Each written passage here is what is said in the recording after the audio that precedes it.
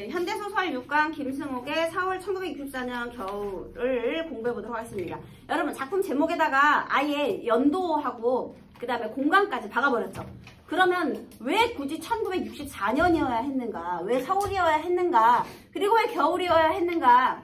제목을 배경으로 정한 이유가 있을 거예요. 제목의 상징성 한번 생각을 해봅시다. 자, 여기에 186페이지 4번 보기에 설명이 들어가 있죠? 이 작품의 시대적 배경이 되는 64년 겨울은 정치적, 사회적 구조리가 팽배한 시기였다.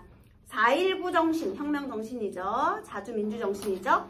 4.19 정신을 좌절시킨 군사정부는 굴욕적 외교를 거듭했고, 특히 어떤 굴욕적 왜곡가 있었느냐?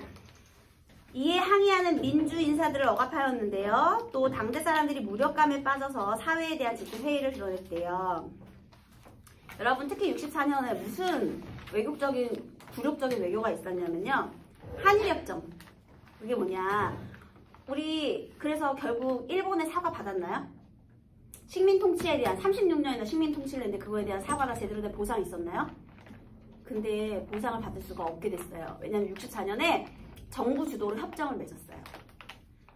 그러니까 얼마나 굴욕적이야. 그러니까 이제 지식인들이 똘똘 뭉쳐서 이거는 말도 안 된다. 아니 제대로 된 사과 한마디 없이 무슨 한일협정이냐. 우리는 받아들일 수 없다라고 투쟁을 엄청 했죠.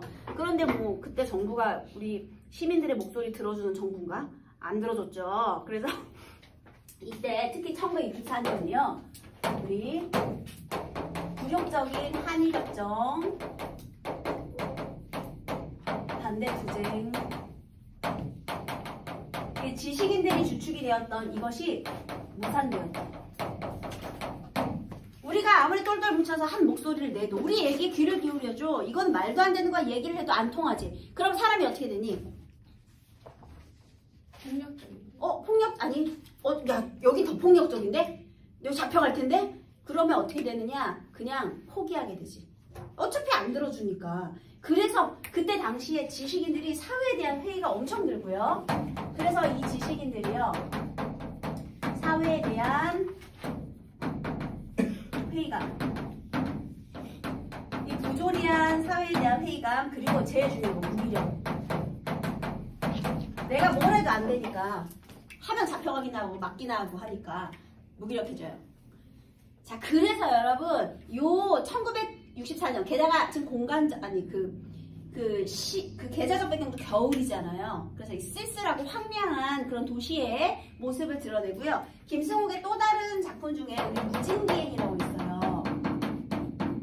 이것도 굉장히 유명합니다. 얘도 이제 참고할 만한 작품인데요. 무진이라는 건요. 안개 무자예요. 안개가 가득한 도시인데 가상의 공간이라고는 하는데요.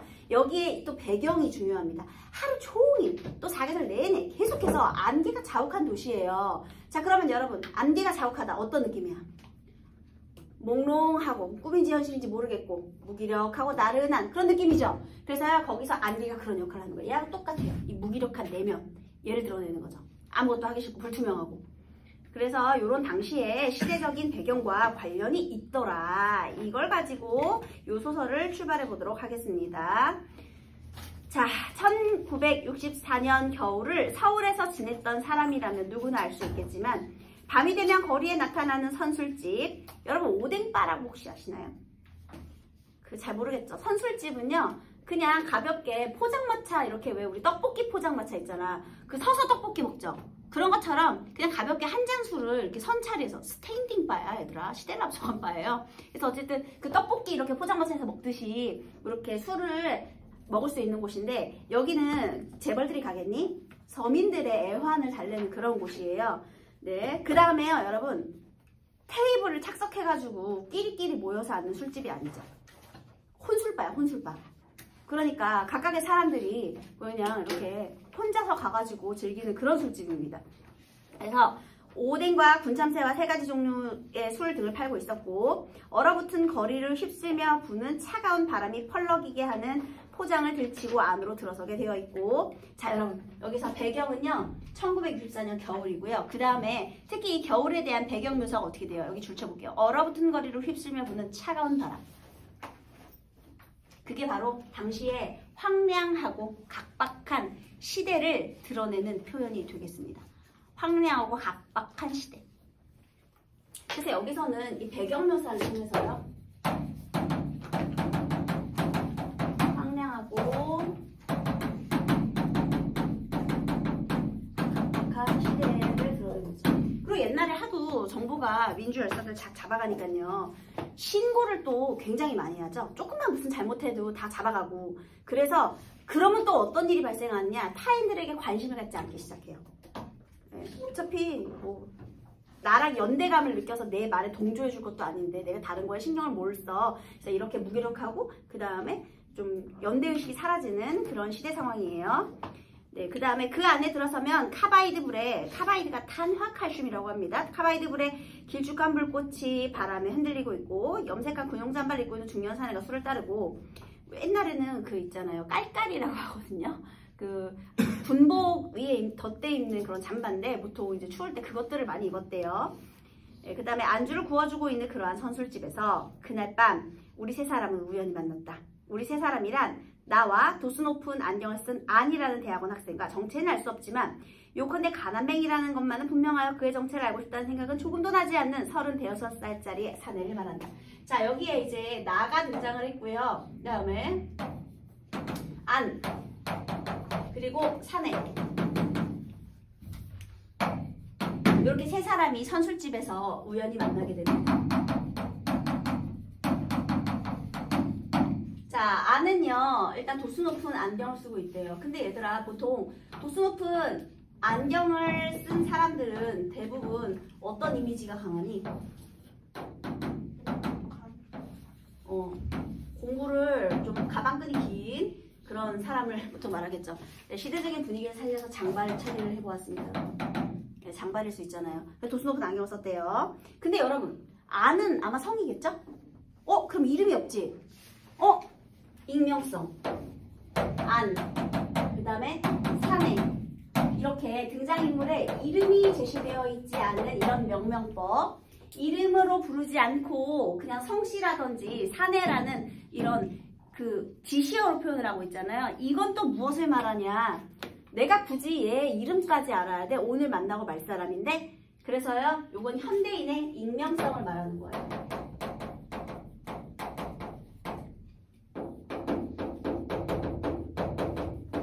지금 이런 인물들의 이름. 그 다음에요, 여기서 얘 아니라는 사람, 얘가 지금 25살이거든요. 근데 나도 25살이에요. 근데 여러분, 작가가 왜 얘네 둘을 25살로 설정했을까? 이것도 중요하게 생각해볼까요? 남자들이 군대에 갔다 와서 만약에 이제 다시 대학교에 복학을 하든 뭘 하든, 아니면 군대를 안 갔다 오고 4학년이 돼서 대학원에 가든, 아니면 군대를 갔다 와서 나의 이제 진로를 결정하든, 뭔가 이제 학생으로서의 나이는 끝났고 이제 뭔가 나의 진로나 나의 어떤 앞에 나아가야 할 길들을 정리해야 할 시기죠. 그렇잖아요. 근데 단순히 그냥 만약에 20살 그럼 막 젊은 패기 이런 게 있지만 미래에 대한 방황과 고민이 있어야 되는 시기예요. 그죠? 이제 뭔가를 결정해야 할 나이예요. 25세. 딱 그런 나이로 설정을 한 거고요. 앞으로 삶의 방향을 결정해야 할 그런 나이입니다. 그 다음에 그 다음에 가난뱅이라는 것은 분명하여 정체를 알고 싶지 않은 정체를 알고 싶다는 생각은 조금도 나지 않는데요. 자, 그렇다는 것은 이 사내에 대한 정체를 조금도 알고 싶지 않다. 이게 바로 타인에게 무관심한 현대인의 모습을 또 드러내기도 해요. 거기 타인 무관심이라고 적을까요? 그의 정체를 알고 싶다는 생각은 조금도 나지 않는다. 타인에게 무관심이에요. 먼저 말을 주고받게 된 것은 나와 대학원생이었는데 얘는요, 대학원생. 당대의 지식인을 대표하는 인물이 되겠습니다. 그 다음에요,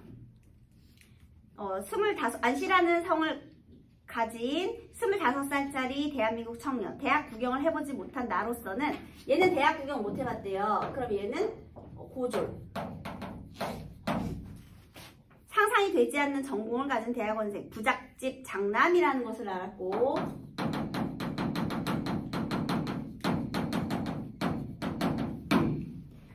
그는 내가 25살짜리 시골 출신. 고등학교는 나오고 육군 사관학교 지원했다 실패하고 나서 육사 실패. 그저 그런 인생이라는 거죠. 그 다음에 군대에 갔다 임질에 한번 걸려본 적이 있고 지금은 구청 병사계에서 일하고 있다는 것을 아마 알았을 것이다. 직장인. 구청에서 일하는 직장인 되겠습니다. 자기소개들은 끝났지만 그러고 나서는 서로 할 얘기가 없었다. 여기서요. 얘하고 얘는요. 서로 다른 삶을 살았어요. 그런데 자기소개를 했다? 그 다음에 서로 할 얘기가 없었대요. 한마디로 공감대가 있어 없어. 서로 다른 삶을 살았기 때문에 공감대가 1도 없잖아. 지금 공통점이 없잖아. 그래서 서로 공감대를 형성하지 못해요. 술집에서 만나서 얘기는 했지만 공감대가 없어. 잠시 동안은 조용히 술만 마셨는데 나는 새카맣게 구워진 군참새를 집을 때 옛날에 참새구이를 먹었대요. 그 포장마차의 인기 안주였답니다. 참새구이 먹었대요. 그래서 잡을 때 할 말이 생겼기 때문에 마음속으로 군참새에게 감사하고 나서 얘기를 시작했다.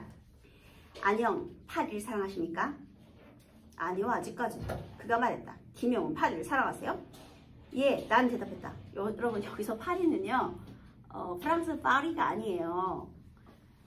예, 요거 벌레 파리예요, 여러분. 그래서 파리를 좋아하냐고 물었어요. 그래서 예, 난 날 수 있으니까요. 아닙니다. 날 수 있는 것으로서 동시에 내 손에 붙잡힐 수 있는 것이니까요. 날 수 있는 것으로서 손 앞에 잡아본 적이 있으세요? 가만 계셔보세요. 그는 안경 속에서 나를 멀거니 바라보며 잠시 동안 표정을 꼼지락거리고 있었다. 없어요. 나도 파리밖에는. 그런 다음에 또 안영이 물어봐요. 김영, 꿈틀대는 것을 사랑하십니까? 야, 이게 무슨 소리야. 얘들아, 처음 만난 사람이랑 대화를 하는데요. 각자 자기 하고 싶은 얘기만 하는 거예요. 너네 당연하지 게임 알지? 내가 뭐라고 대답하든 그냥 내 얘기만 계속하면 되잖아. 뭐 바보 게임이라도 그 있잖아. 대답 안 하고 서로 질문만 하는 그런 게임도 있죠, 여러분.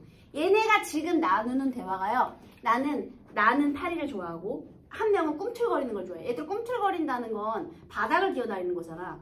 서로 의미 없는 대화를 하는 거야. 이런 대화가 나중에 무슨 얘기 하는지 알아요? 나는 나만 알고 있는 사실이 있다. 어디 지하철역 화장실에 가면 3번째 칸에 코딱지가 벽에 묻어있다. 막 이런 얘기를 해요. 진짜 나만 아는 얘기. 근데 그게 어떤 의미가 있어, 얘네 둘의 인간관계에? 그러면서 나도 또 나만 아는 게 있다면 서로 얘기가 안 통해. 그냥 각자 얘기만 해. 그래서요, 여러분 얘네 둘의 대화가 처음 만나서 대화가 이루어지는데요. 그 대화 속에는 공감대가 없고요. 그 다음에 의미 없는 내용만 주고받고 있어요. 자, 그래서 서로 소통이 이렇게 인간관계가요. 굉장히 무의미하다. 뭐 진정한 마음을 나누는 대화가 아니잖아요. 그래서 무의미한 인간관계에 대한 설명입니다. 이 부분은 무의미한 인간관계.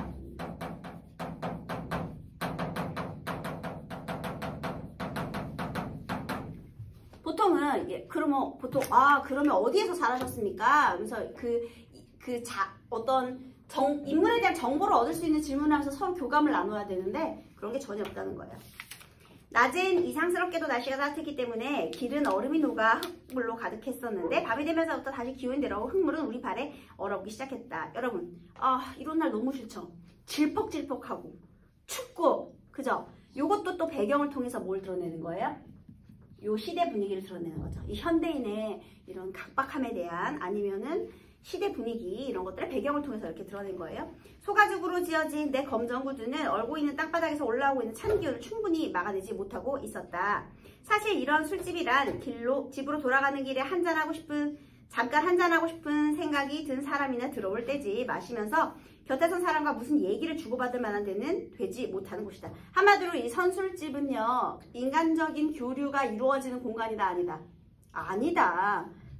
그러니까 요즘에는 나 혼자 밥 먹는 곳 되게 많잖아요. 근데 옛날에도 그런 혼자 각자의 애환을 달래는 공간이지 인간적인 교감과 유대가 일어나는 공간은 아니라는 겁니다.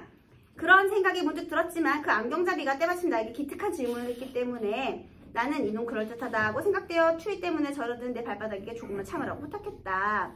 아무런 의미가 없는 대화를 주고받던 나와 아는 거기 줄치세요. 아무런 의미가 없는 대화를 주고받았다. 여러분 선생님이 시작 부분의 줄거리든 아니면 중략 부분의 줄거리든 이 줄거리 되게 중요하다고 했죠. 왜냐하면 꼭 필요한 정보를 줬기 때문이에요. 그러면 아무런 의미가 없는 대화를 주고받았다 이 표현이 굉장히 중요한 거죠. 그 다음 외교원이 영업직 얘가 영업직. 얘가 그 책 영업직이거든요. 그래서 그 달마다 결제를 받는 옛날에 잡지 같은 게 많았기 때문에요. 요거 그래서 월부 판매원이에요. 그래서 어쨌든 외교원 일을 하는 책 판매원 사내를 만납니다. 이 사내는 아까 36살쯤 돼 보인다고 했고요. 얘는 외교원이라고 해가지고요. 뭐 그런 뭐 외교관 이런 거 생각하면 안 돼요. 얘 가난해요. 책 영업하는 사람이에요. 책 영업. 예, 이 사람을 만나게 됐어요. 사내는 자신과 함께 있어주기를 청하고 세 사람은 중국집으로 자리를 옮겨 대화를 나눈다. 자, 그래서 얘가 이제 다 먹고 가려고 했거든요. 근데 그때 사내가요, 저기요, 저도 잠깐 같이 할 수 있을까요? 해가지고 중국집으로 자리를 이동하는 거예요. 선술집에서 만나기는 셋이 만났어. 근데 처음에는 안과 그 다음에 내가 먼저 얘기를 했고요. 거기에 이제 사내가 끼어들어서 나도 같이 얘기하고 싶다 해서 중국집까지 가게 된 거예요. 자리를 이동했네요. 말씀드리고 싶은 게 있는데요. 마음씨 좋은 아저씨가 말하기 시작했다. 처음에 되게 마음씨 좋아 보인다라고 했어요. 들어주셨으면 좋겠습니다. 오늘 낮에 제 아내가 죽었습니다.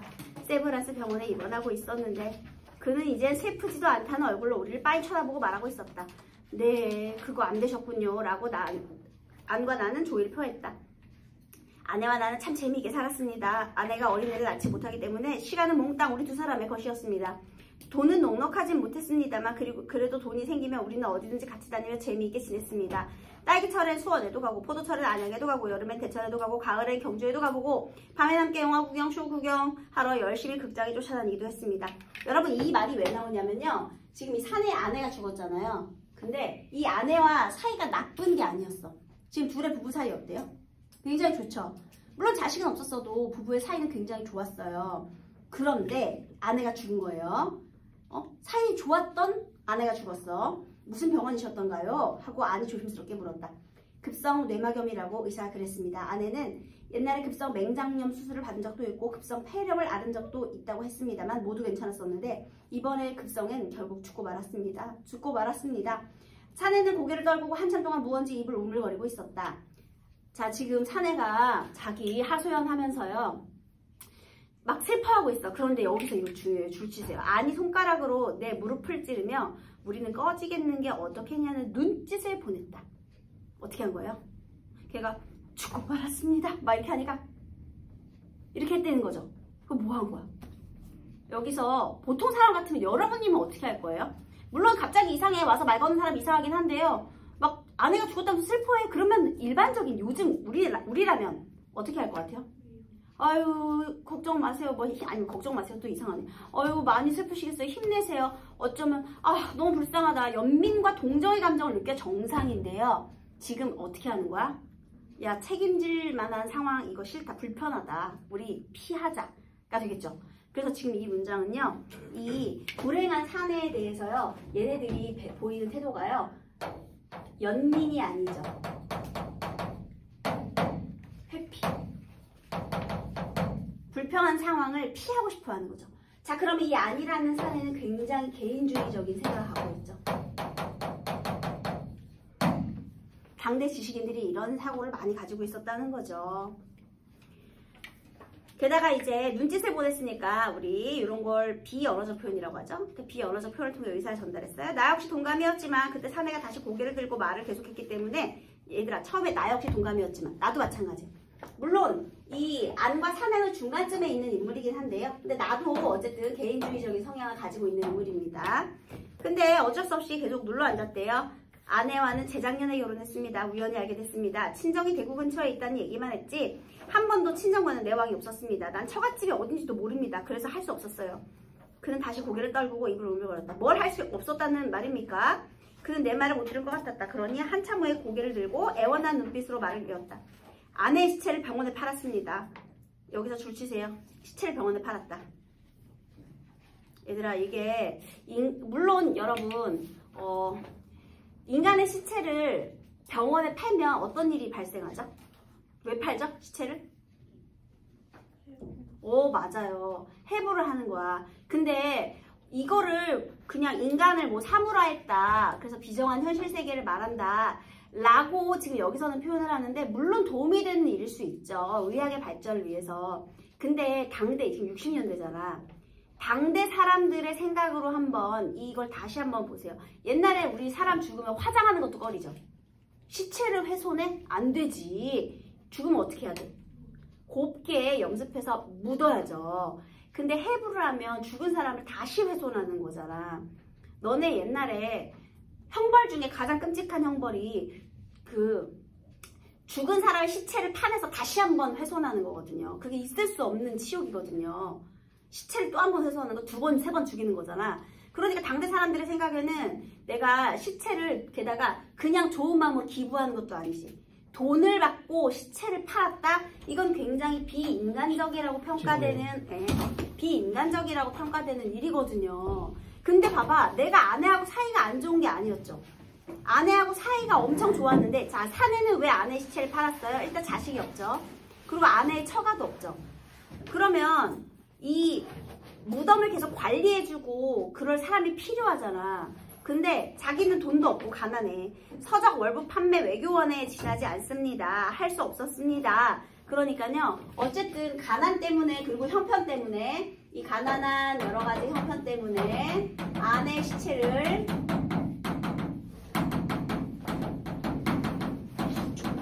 팔게 되었다는 거죠. 일단 팔았는데요. 팔고 나서 지금 얘 어떤 것 같아? 죄책감에 시달리는 것 같죠? 그쵸? 그래서요. 난 두 분을 만나기 얼마 전까지도 세브란스 병원 울타리 곁에 서 있었습니다. 이게 바로 죄책감의 표현이죠. 괴로워요. 아내가 누워있을 시체실이 있는 건물을 알아보려고 했습니다만 184쪽. 예, 효자고는 들어야 돼요. 그 다음에 어딘지 알 수 없었습니다. 그냥 울타리 곁에 앉아서 병원의 큰 뚝에서 나오는 희끄무레한 연기만 바라보고 있었습니다. 아내는 어떻게 될까요? 학생들이 해부 실습하느라고 톱으로 머리를 가르고 칼로 배를 찢고 한다는데 정말 그러겠지요? 막 이제 상상을 하려니까 미칠 것 같은 거죠. 우리는 입을 다물고 있을 수밖에 없었습니다. 사환은 심부름꾼, 종업원, 단무지와 파가 잠긴 접시를 갖다 놓고 나갔다. 기분 나쁜 얘기를 해서 미안합니다. 다만, 여기 줄 칠게요. 다만 누구에게라도 얘기하지 않고서는 견딜 수 없었습니다. 한 가지만 의논해보고 싶은데 이 돈을 어떻게 하면 좋을까요? 저는 오늘 저녁에 다 써버리고 싶은데요. 줄 치세요. 얘들아, 이 돈은 아내의 시체를 판 돈이죠. 근데 이 돈을 다 없애버리고 싶대. 왜요? 그게 바로 죄책감의 표현이죠. 적으세요. 죄책감. 그리고요, 누구한테라도 얘기하지 않고서는 견딜 수 없었다. 여러분, 얘네들의 대화에서는요, 의미 없었죠. 근데 사내가 자신의 이야기를 하소연하죠. 우리 선술집에서 이루어졌던 우리 안과 나의 대화는 이렇게 공감대 하나 없는 의미 없는 내용이었어요. 그런데요, 여기서 인간적인 교류가 없었고요. 그 다음에 중국집에서 사내가 자신의 얘기를 막 해요. 그런데 이 얘기를 하는 건 무엇 때문일까? 인간적인 교감을 느끼고 싶어서. 그러니까 누군가 너 잘못하지 않았다. 너는 그럴 수밖에 없는 상황이지 않았느냐 라면서 누군가 나를 달래주기를 원하지 않았을까요? 네 잘못이 아니다를 듣고 싶었을 수 있잖아요. 얘는요, 이 이야기를 하는 목적은요, 인간적인 유대를 느끼고 싶어서, 교류와 유대 그리고 위로를 받고 싶어서, 네 죄 아니야, 너는 잘못하지 않아서 듣고 싶어서 계속 얘기를 한 거예요. 근데 그거에 얘네가 공감을 해줬냐고. 공감을 안 해준 거죠. 그리고 돈을 다 써버린다라는 건 이제 죄책감의 표현인 거예요. 그런데 쓰십시오. 아니, 얼른 대답했다. 이 돈이 다 없어질 때까지 함께 있어 주시겠어요? 봐봐, 이것 봐. 내면의 교류를 원하는 거죠.